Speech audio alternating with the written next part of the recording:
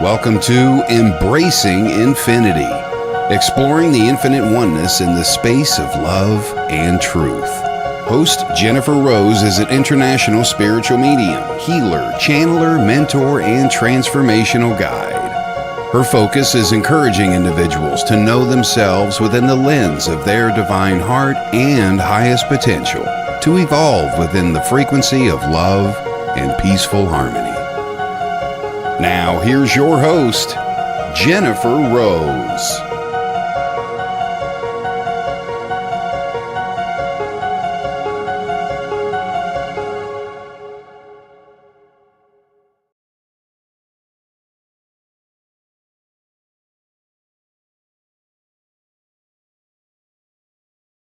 And I'm muted. Hello, everybody. Welcome to Embracing Infinity. I'm Jennifer Rose, and we're on the Sacred Spiral Network. Happy Friday, happy spring, and I hope you are all having a wonderful day so far, wherever you are in the world.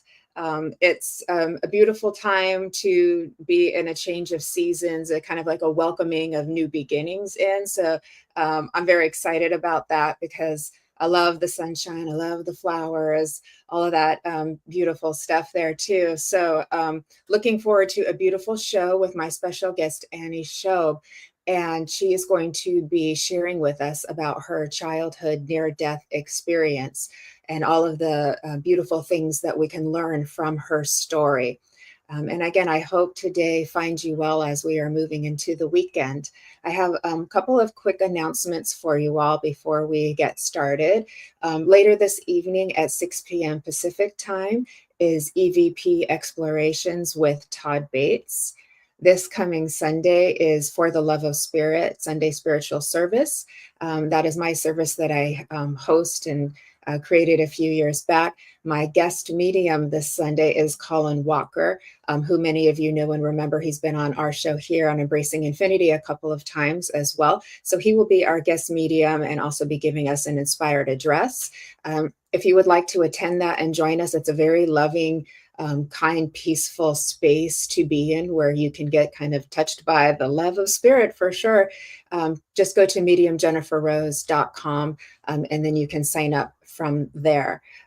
This coming Tuesday as well is Donna Bond's new show, Spiritual Ambition, and it starts at 2:22 Pacific time, which will be 9:22 in the UK. So we don't want to miss that as well. Donna Bond is just lovely too. Take a quick moment to say hi to everybody here before we get started. So hello, Michael Christopher. Welcome. Nice to see you. Hi, Kit Minsky. Nice to see you again. Hello, Jeffrey. Greetings, my friend. Hello, hello. Good to see you. Hi, Trisha. Hi, how are you doing in Georgia? Is it sunny there? I'm wondering. How's the weather there in spring? Hi, Billy. Thank you for joining us. Welcome. Hi, Jessie Cat. How you doing, love? Good to see you. I know spring is beautiful. And there's our Jennifer McCormick. Hi, Jennifer. Thank you for being here. Hi, Mark John. Thanks for being here too. I want to say hi to Carla. First time here. Welcome. We're kind of like a little family here. So I'm happy that you've joined us. Hi, Patrick. Hi, Aylin. I missed that up there, so I want to make sure I come back to you. Good to see you, Patrick. We've got Carla here. Yeah, there you are, Carla. First time here. Nice to see you. And Mandy Louise Paul. Hello. Hello, Debbie. Hello. I saw Fulham Spiritualist Church is on here. Hello, my friend. Good to see you too. Hello, Fran P. Fran is on For the Love of Spirit. I also call her Queen of the Fairies and Poetess Extraordinaire. She always delivers the most amazing poetry at our services. So another reason you'll want to come and join us to get to be a part of that. Oh, it's cold. Go figure. It's gonna warm up. I feel it for you. I feel it for you. Hello to Sid. Hey, Sid, how you doing, my friend? Good to see you. Welcome, everybody.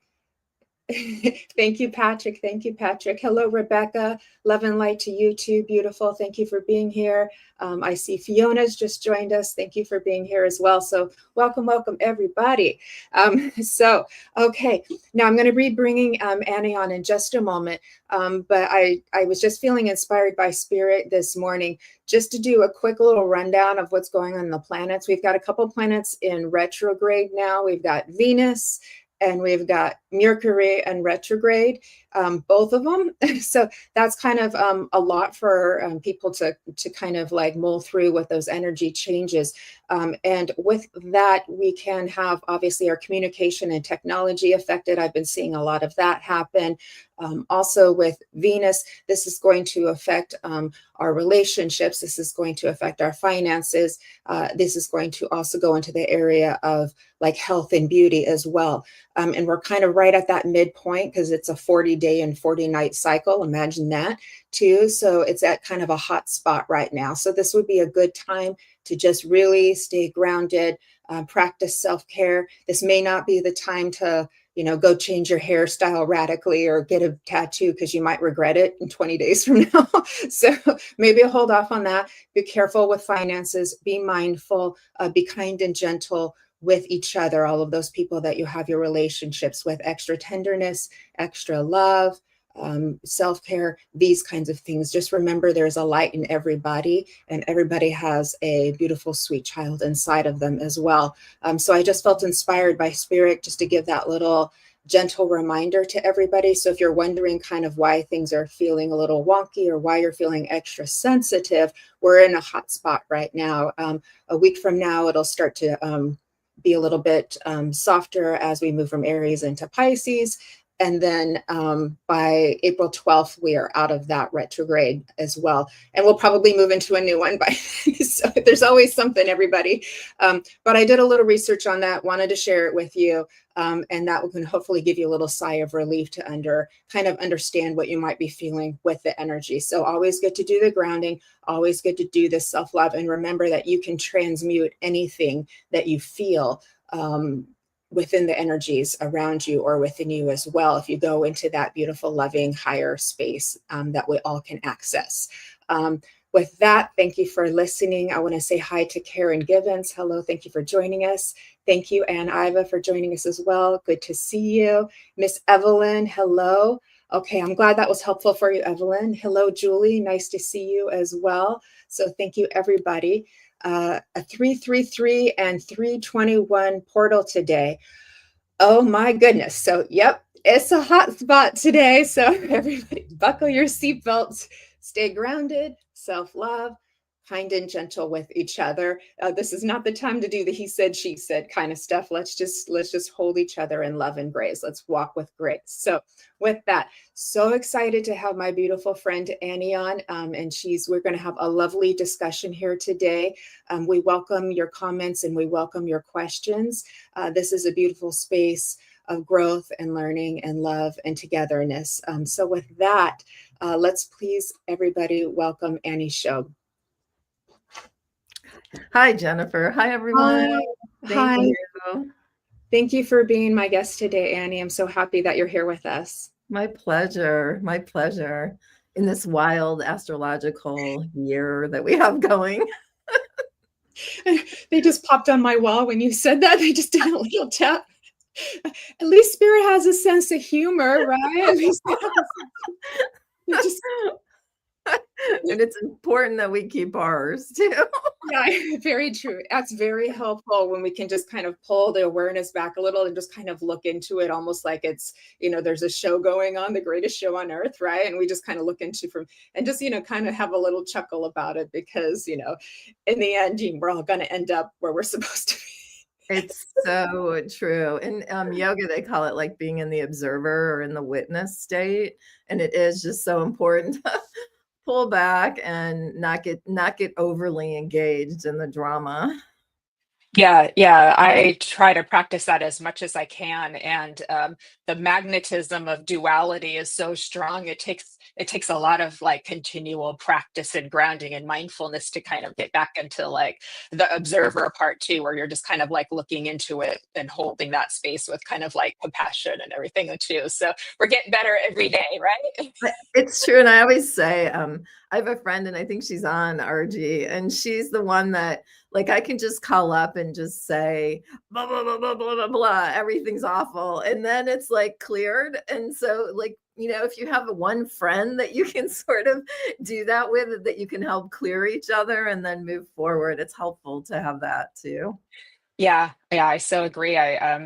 had my friend Valerie on a couple weeks ago, and we were talking about just that. You just need someone to kind of what she called hold the bucket for you, so you could just kind of vomit out all of your feelings and get them all out too. And then it, Exactly. like it says, it gets it out of your system, so which allows something new to move in, and you're just like, oh, I feel so much better now. And what a gift to have another human being to hold that container and hold that space for you, right? That's a beautiful gift. It is.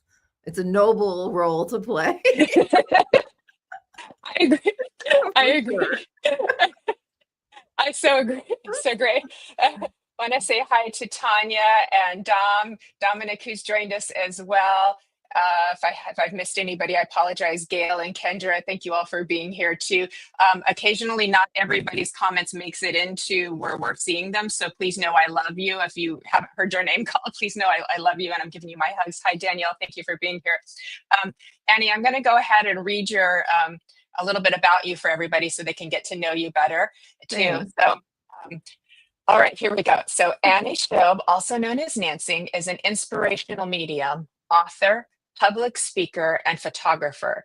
From the time of her own near-death experience when she fell through the ice at the age of 6 and nearly drowned, Nancy has had an insatiable curiosity about the human experience and what lies beyond. Nancy earned her master's in psychology, won national awards in her career as a fundraiser, had numerous personal essays published about death, and the publicity performed her story about her mom titled Death by Design. Since her mother's death in 2014, she has dedicated herself to helping people heal by connecting to loved ones through mediumship and channeling. Her private practice is based out of Southern California, and she serves clients throughout the world. So that's a lot of beautiful things that you're doing. I wish I knew that person. No, I'm just kidding. You're so funny. I think my bio sort of says, could this woman have attention deficit issues? Because I've had a lot of different interests and different ways of being in my life, which as a friend of mine said to me, a friend in Santa Fe, she said, you are the person that I know that has transformed the most times. And I think that's what happens when you're on that spiritual journey, because ultimately you're getting to where you're supposed to be. But sometimes we have to go through iterations of ourselves to find it. So if I know Jennifer, I'm sure you've had that experience. And to anyone listening, like, it's just so important to give yourself grace over that and to not always like, where am I going? I need to be at the end run, because it can take years. It can take careers. It can take all kinds of things. Different relationships. It can take all kinds of things to get there. Yeah, that's hence the phrase saving grace and amazing grace. It does well too. It can be the thing that helps you get up in the morning and continue walking when you've been through some difficult transformation or difficult life circumstances too. I so agree with you. Beautifully said. Thank you. And hi to Vivian and to RG and Kim Princess, who's joined us as well. So RG was saying, sending love and woo-woo hugs to you both. I love it. We love you, RG. We do.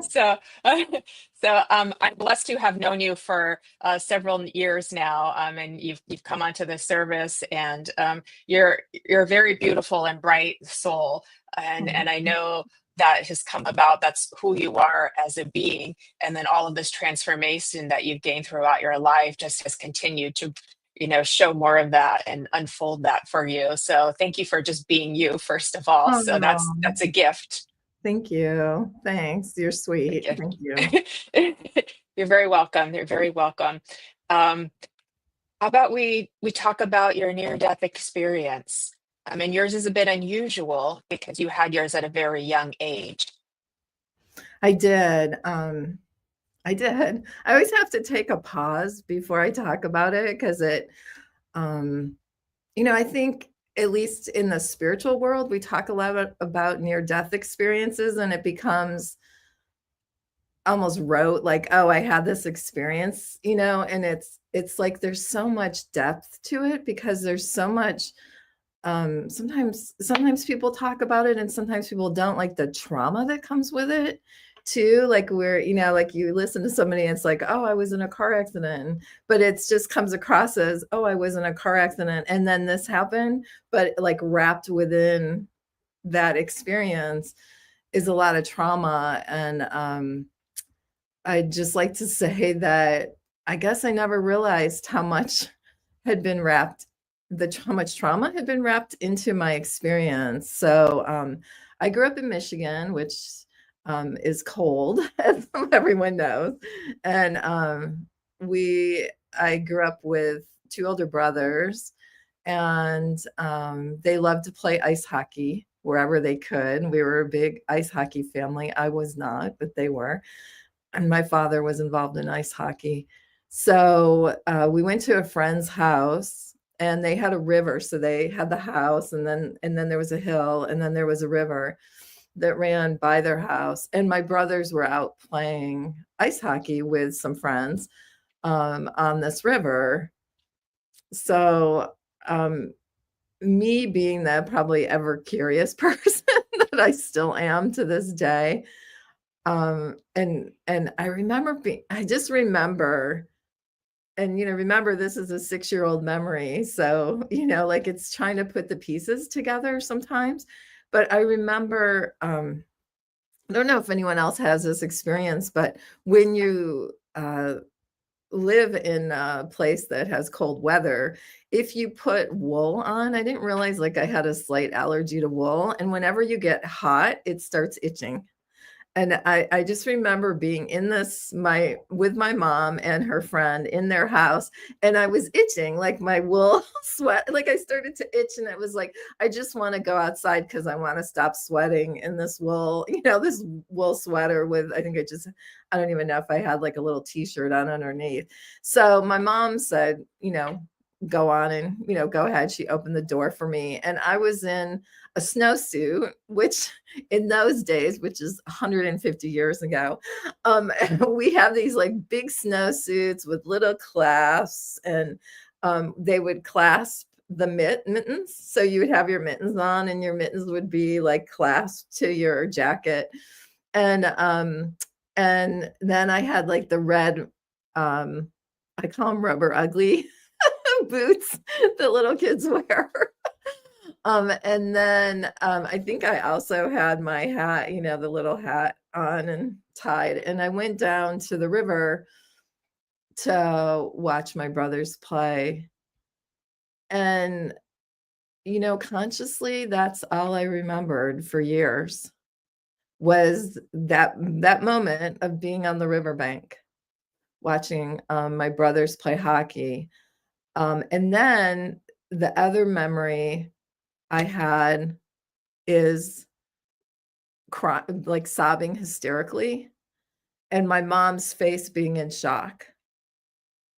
And those are the pieces I lived with for years. And my family's has British by nature. Three of my grandparents came from England, so they have sort of this very stoic nature. So it was never talked about, like me, this, falling through the ice. Nothing was ever talked about, except that once in a while there'd be a reference. Oh, that was when Nancy fell through the ice. But in my name, I go by Annie now, but that's my middle name. But my name as a child was Nancy. So it was just it's just weird, like, to try to be putting these pieces together. And when I was around 45, I don't know why I was gifted with pieces of the memory coming back to me. It does make me understand how, when people have been in serious trauma, your brain can shut down some of the information. So what started coming back to me was being under the water. And I remember looking up as I was sinking. And the river was still running. So even though the ice was formed on top, the river was still running underneath the ice. And I remember if you like look at a kaleidoscope and how everything's fractured, that's what it was like for me. It was like looking up through a kaleidoscope, except it wasn't all different colors. It was shades of grays and blacks and whites. It was just like shades. Um, and I felt held. It's just such a beautiful experience. I felt like my back was up against an angelic presence. And I would say it was a woman. That's how it felt. It felt like a feminine presence to me. And I felt like I was leaning into this, I call her angelic being, and she had her arms wrapped around me. And I remember seeing her hands, and I remember just feeling, so I went from that very cold, wet, sodden state of being everything, my whole body being infiltrated with this very cold water, ice cold water, to starting to sweat. So I don't know if hypothermia was starting to kick in. And then I went from the panic of, oops. I mean, that's kind of what happens when something happens really fast, is like, oops, I stepped in the wrong place, to feeling so held and so peaceful and so loved. It's like, there's nothing here. Like, just think about someone you love so much who's like holding you in embracing you in that hug, and you feel so loved, and then magnify that by like 150 times. And that's how I felt. It's like, it's really indescribable with words that we have here. And then I remember as I was looking up, a light coming through, but I have to say, I honestly thought, and I still think, it was the sun coming through the hole in the ice. Like, I don't know, but that's how I perceive it. I don't perceive it as I was seeing the light. I was actually feeling like I was just seeing the light, the sun coming through the hole in the ice. And then the other thing that was so weird is I wasn't moving. So I should have been moving downriver. I should have been even under the ice. Like, I should have still been, but I wasn't. And the next thing, which, this isn't sequential, it's kind of all this garbled thing in my mind, but I saw, if you're like a photographer and you see like a lot of light behind something, it creates a shadow of the thing that's in the forefront. And I saw what appeared as like a shadow of an arm coming into this hole and like grabbing me. And that's I still don't have any memory of being yanked out. I don't have any memory of, was I put on the ice? I don't know. I don't know what happened.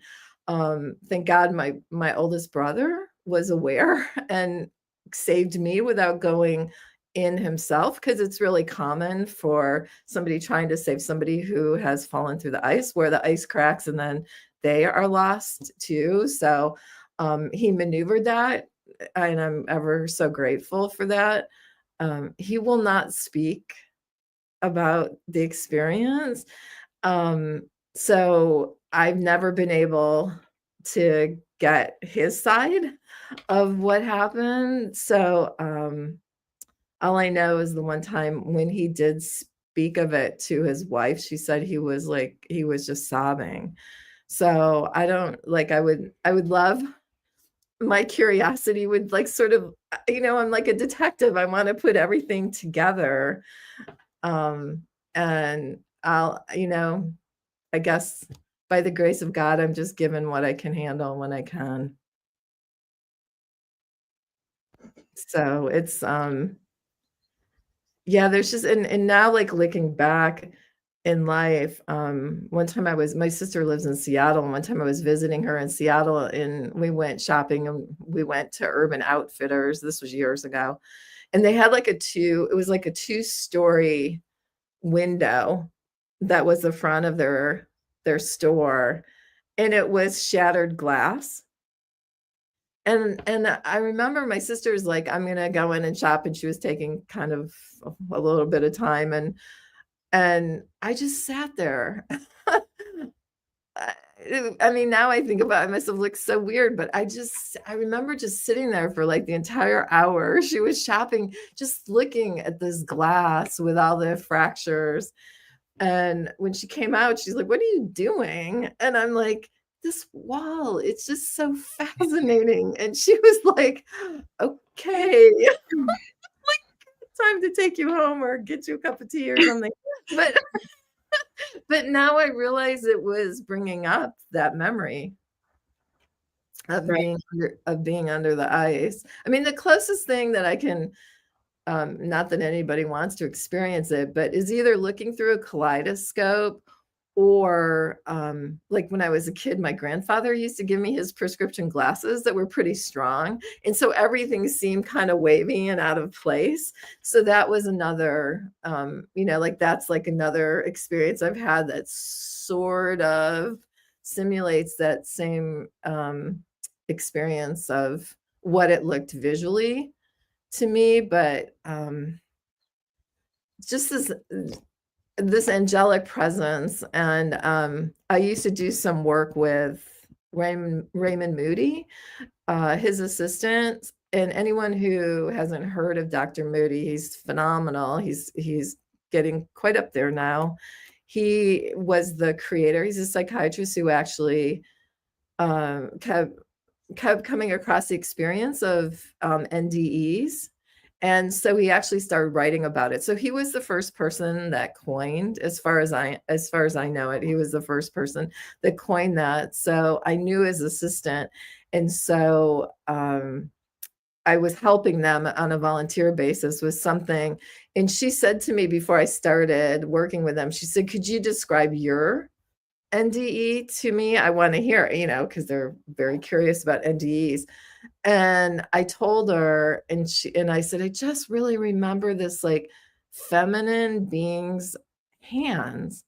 And she said that's really common for child NDEs to remember hands, like being held, or just hands and not even other pieces of it. So that was very fascinating to me. Yeah. Thank you so much for sharing that story too. We felt it, we felt it. And when you talked about being held by the angel, um, and that feeling of not being able to describe it in words, I got like a little tap on the wall, the first one, and then when you're like, you can't describe it in words, and then it got louder over there too. So I was like, "Ooh." Wow. Yeah. Wow. That's That was amazing too. And I would imagine that since you've been a little girl, you've felt open to the spirit world, from having that experience, or even before that, that it would have, you know, expanded your intuition, or your openness to that space. It feels to me like you've kind of straddled it for ever since then. Would I that be correct? yeah, you know, there's two things I need to say. The first is that it's really common for people who have NDEs to then become very intuitive afterwards. Mm. So I think if you know somebody that has a near-death experience, if you can give them that space to be able to explore their intuitiveness, because it's kind of freaky, I mean, we all know, we've been there, all of us, right? We've all had that like freaky experience. But the other thing is, I just find this so weird. So I was 3, I think, when John F. Kennedy was shot, which is sort of a timely thing right now with all the thing coming out, all the information coming out. And I remember I didn't understand who a president was. I didn't understand assassination. I didn't understand any of that. Like I was grew up, pretty sweet, innocent Midwesterner. And I remember my entire family, like I remember being in the house and everyone's mood changed. And I still, like, when I think about it, I can still feel the dense. It became like the house became dense. And I remember turning to my mom and saying, "What's happening?" And my mom said, "The president was just shot." And I remember I had no reference what that meant. But what it meant to me was that everyone in the house had suddenly become very sad and very quiet. And so I think I was definitely born empathic, like I think we have like emotional constitutions, and that was one of mine. But then I'm sure the near death experience, because they say once you almost touch that world, then you come back and it's easier to go over. Yeah. Yeah. Thank you, Annie. Tanya was sharing that she had when she was 3 years ago, I'm sorry. She's saying, oh, her great niece had a drowning experience 3 years ago, and she was about 2 years old, and now she sees and hears spirit at 5. So that goes along with Oh, oh, I got chills with that. Thank you I for did sharing. too. Yeah. Yes. And Tanya, just give her the space to let it. I mean, I'm sure you do. I feel like you do, but just give her the space to have someone to talk to about it. Like no one ever brought it up again in my family. So it just became this stuck story. And I think for all of us, if we just have one person, this makes me want to cry, but one person that will listen to our stuck stories, what a difference we could make in healing throughout the world. Yeah. Yeah. One person to listen to our stuck stories. Yeah. That's all we need. It's all we need. I remember doing a reading for a woman several years ago. It's been a long time, and she had a near-death experience when she was a child, and it just came to my memory when you were sharing your story. And I had, it's been so long, I'd forgotten all about it. But she fell off a bridge into the mud, and then an angel came. And this is what I had picked up in the beginning, was this angel, because I mostly connect with loved ones, but this angel showed up front and center at the very beginning, and lifted her back to the top of the bridge. And she didn't know how she got there, from her, from the time that she had had passed away. She got back up to the top of the bridge so that she could go home. And of course she was covered in mud. So it's like, how did she? So it's another one of those, like, that was a big wow too. And I'm not sure if anyone here can relate, but some people have kind of what I would call a living near-death experience, because you have like a health issue that kind of takes you kind of to the brink, over time, kind of, if that makes sense too. And so you're kind of in that space, but you don't actually have a passing away to where, your heart is stopping or your brain waves are stopping or anything measurable like that. It's just because your health is in such a space that you're kind of like over there too, and not so much here anymore, if that makes sense. So it's kind of like, that's a thing too, when people go through that as well too. So, can I bring up a point about that too? Oh, please do. Yeah, please do. So when I was in my 20s, I was a single mom, and I was the director of marketing and communications for this complex of hotel, theater, restaurant. It was like and I worked a lot of hours and was a single mom. So anyone who's been a single mom or a single dad knows what that's like. So it was, I was up there on a Sunday with my daughter, and this is like probably really wrong to be doing now, but we were taking bread and feeding the ducks from the pond, because there was like this big pond, and so it would be like something that was easy for me. It wasn't too stressful, and she loved doing it. It was just something where I could be really pretty, tired and still be entertaining her.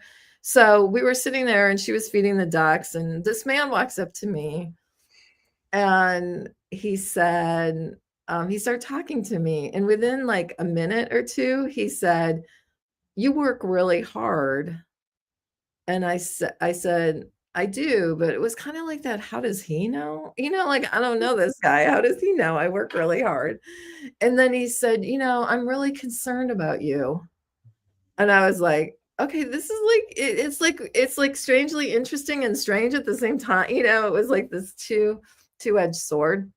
And he said, well, if you don't start taking better care of yourself and stop working so hard, you're going to get sick. And I was like, wow, like, I mean, it just struck me. And he was adorable. He was like an older man with white hair and like a white beard, and he had bright blue eyes. And I remember thinking, wow, what a strange conversation. And so then my daughter turned to me and she said, "May I have some more bread?" So I turned to him and I said, I'm going to give my daughter some more bread. She was literally like 6 feet away. And I said, "Don't leave. I want to keep our conversation going." So I went and handed her the bread, and I turned back and he was gone. And the pond was not very big. And so I grabbed her hand and I said, "Let's go see if we can find that man I was talking to." And we started walking around, and there was no man that we could find, which was very weird because it wasn't like a lot of tree, you could see. And I was like, wow, that's just a really weird experience. And then I started smelling lilacs everywhere. And this was in Southern California. And now they've hybridized lilacs so that we get them here now. But in those days, they weren't here. It was more of an East Coast thing. And I thought, no, is that really lilacs? Like, it was so strong.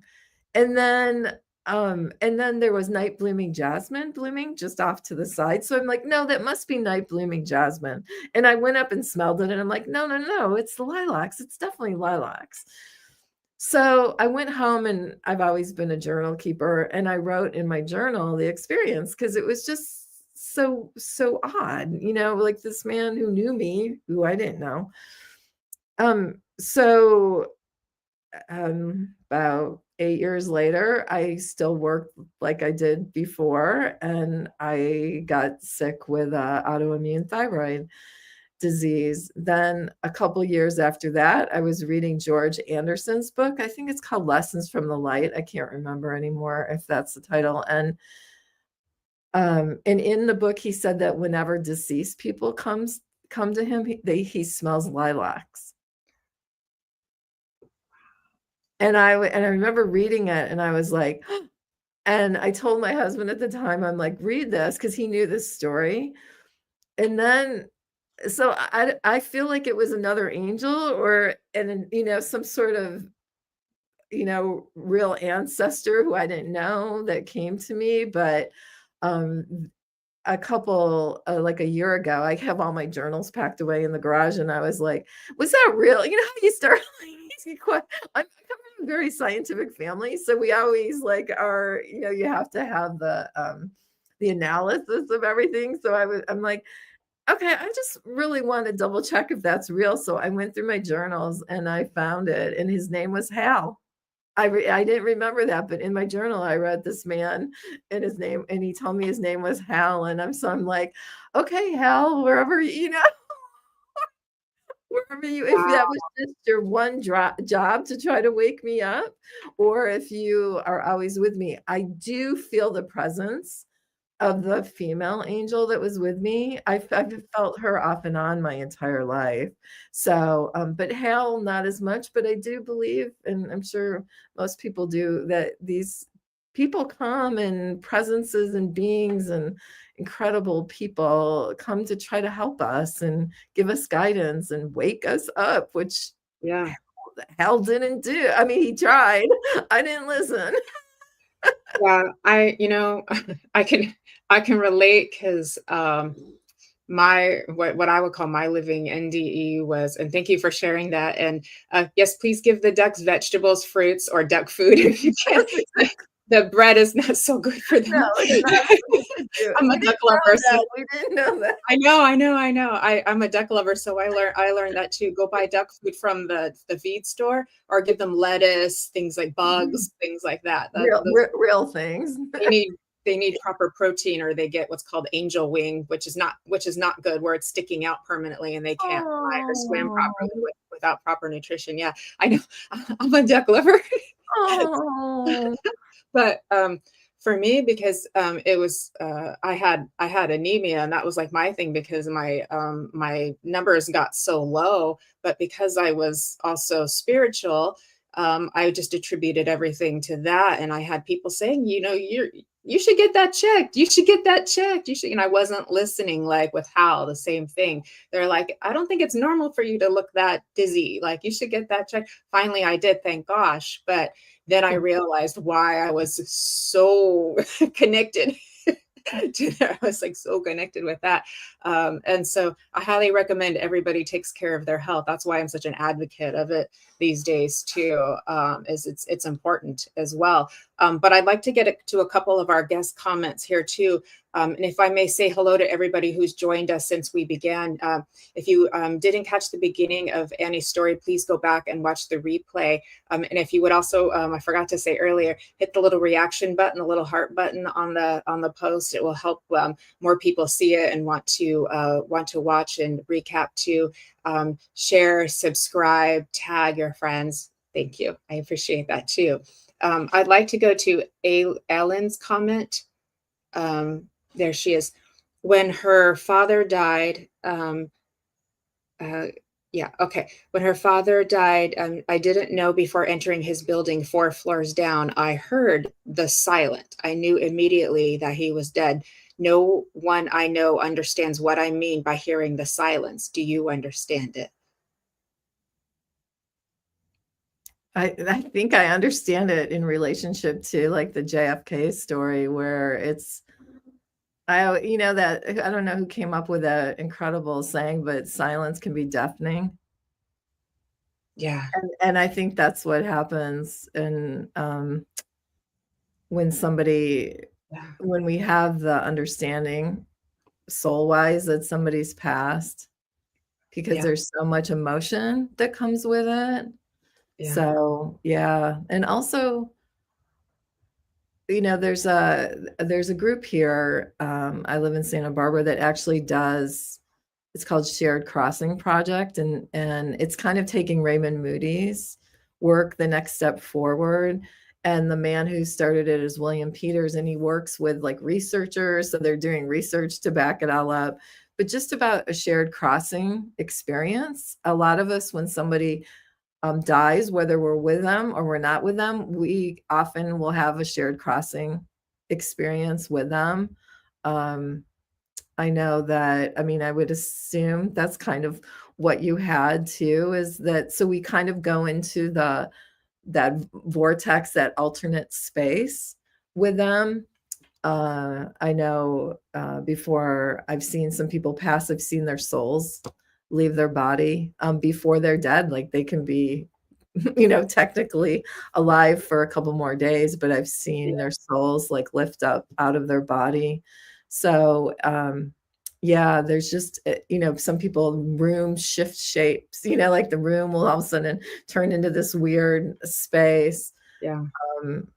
With my father, he told me 2 weeks before he died, he had been sick a long time. So the fact that he would be dying wasn't a surprise, but he came and told me that he was leaving me a compass as a symbol of him guiding me. And whenever I saw it, to know it was him, which was interesting, because he did work with a car company, but he never had a compass on him. He didn't have a compass in his car. So it wasn't like a symbol I would have associated with him. And since then, that symbol's come up a lot. So there's some, like when you have like a pre-death experience with somebody, there's just a lot of different realms. And I think a lot of times we don't believe it's what's happening, or we're overwhelmed already with the person passing. So then to have that experience just like lifts that into that like, oh no, I can't deal with it. I don't, I don't even want to go and think what's happening here. So Yeah, yeah. I was feeling that too. It's like the atmosphere changes. mhm. Jack Handel can relate to. He was saying time stands still, and he senses the lull, and then he knows someone's passed. From that, Yeah, it's just no, not, yeah, because the atmosphere changes, and you go into, like you said, that vortex space too. Sometimes people will feel like a little whoosh go by them or something like that, and so the spirit world has its way of making itself known. for Uh, sure. It's Ooh, they just I that was heard that. What was that? that was them. Oh, I could hear that on my end. They communicate with me that way a lot. I know, I love it. I know. I get license plates too all the time, like every day. Oh my gosh. Yeah, Yeah, I think it's just such a gift to have that ability to be present with both sides. I think people who, you know, parts parts of humanity aren't meant to understand it. Some are meant to not understand it and begin to understand it. And some are meant to sort of be the guides. And so I think always, but probably now even more so with all the global shifting going on, that it's really, really important to stand up in your power, to be a presence, to be a teacher, to have the patience and the grace to let people share their stories, help them unstuck their stories. And with all that love and connection, things can shift in a really positive way. So I just like call on all of us. And you know what? I have a 8 to 5 job, and sometimes I get caught in that, and sometimes I forget what my bigger purpose is. But it's just so important for all of us right now, as it always is, but I say even more so now because of the global shifting. And I do feel a lot more people are coming into this awakening of the other side and spiritual and who am I as a soul. And so however we can hold their hand, just like my brother grabbed me and pulled me out from under the ice, like we are all doing that for one another. And it's really important, vital, vital work. yeah. That handle, like in the dark, when somebody's in that dark space, because the dark night of the soul, lots of people are going into getting in and out of it too. And I've been there myself. And so you have somebody that holds on to you, to remind you you're not alone. That's one of the hugest gifts you can give. And this is where it's the angels are through the people. It's the angel on earth is giving that hand to hold. So that was very beautiful what you shared. Thank you, Annie, too. And and listen to whatever guidance. I know I heard a man speak one time. Can't remember if it's Parker Palmer or Palmer Parker. I forget which way his name goes, but he said he had depression issues, and he said he had one friend that would just come in and massage his feet. He wouldn't say anything to him. He wouldn't have any expectations of him having a conversation with him. But he said when he was at his lowest, his friend would just like come over and just sit with him with his feet on his friend's lap, and he would just massage his feet. And he said, that was the world for me then. Sometimes it's the simple things, isn't it? I mean, that's a beautiful, magical experience too, but just the simple things of that, like just that tender touch of love, like holding somebody's hands or giving a smile. I mean, it really is that simple. And we keep thinking, well, are we supposed to be doing all this stuff and all this, and it's like, it's the little things can be huge. So there's something everybody can do to make the lives of someone else better. Yeah. Thank you. 100%. Yeah, I listened to a NDE once, and the woman was in a car accident, and she said as she rose out of her body, or I might have read this, I can't remember if I read it or heard it. As she rose out of her body, she saw the people on the freeway she could hear them, like, oh my God, I'm going to be late to work now. And, she could hear all their things. And she said one woman sat there and prayed for her. And she said that when she rose out of her body, this is still slightly unbelievable to me, but she saw the license plate of the woman. And anyways, she somehow reconnected with her and thanked her for praying for her, instead of all the other messages of like, oh no, now there's this accident. I'm never going to, I mean, haven't we all felt that being on the freeway? And so even just sitting in your car and saying a prayer when the freeway is slow because there was an accident up ahead is the smallest thing that we can do to really change, to shift. Yeah, I agree. I've been there. I felt that shift when I've been on stuck on a freeway, and like there's been an accident, and especially if it's been a passing too. You can, again, there's that silent, palpable feeling, like everybody can feel it. You don't have to be a believer to feel that feeling too.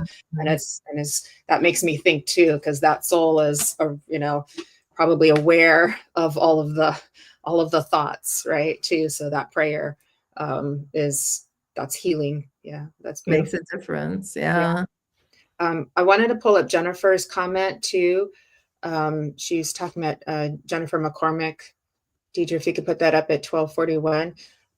It's really freaky, and no two are the same. She had an NDE in 2004 during a medical procedure. Just felt strange and in pain for weeks after. Only on my spiritual journey, which started in 2007, have I been able to make sense of it and piece more together. That sounds like your story, Nancy. Yeah, Annie, sorry. I am definitely not who I was.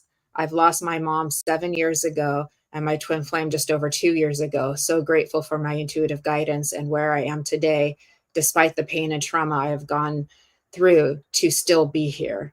And then she's got two young children. So it cut some of the comment off there. Sorry about that, Jennifer, too. But thank you for sharing your story. Jennifer comes on our show a lot too, and shares too. So, you just got a pop from spirit, Jennifer, too. So, and I know you lost your mother as well in about the same time span too. So you can relate to what that loss feels like, and what you've been able to create, and how you've been able to heal from that in her honor as well. Yeah, it's really important. I don't think I work a lot with grieving and grief, and I don't think people know, even with me, with all the work I do, how much grief there is in this world. And there's just grief. I mean, it doesn't have to be grief from somebody passing. Although, Jennifer, thank you for sharing your beautiful story. It can be grief from someone hurt my feelings and I'm grieving, that what they said to me. So it's just really important to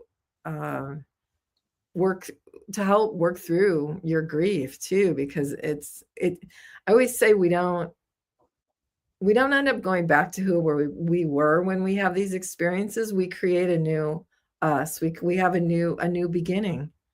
So just give yourself the space for that new beginning. Or if you're in the middle of healing, give yourself the grace for the healing.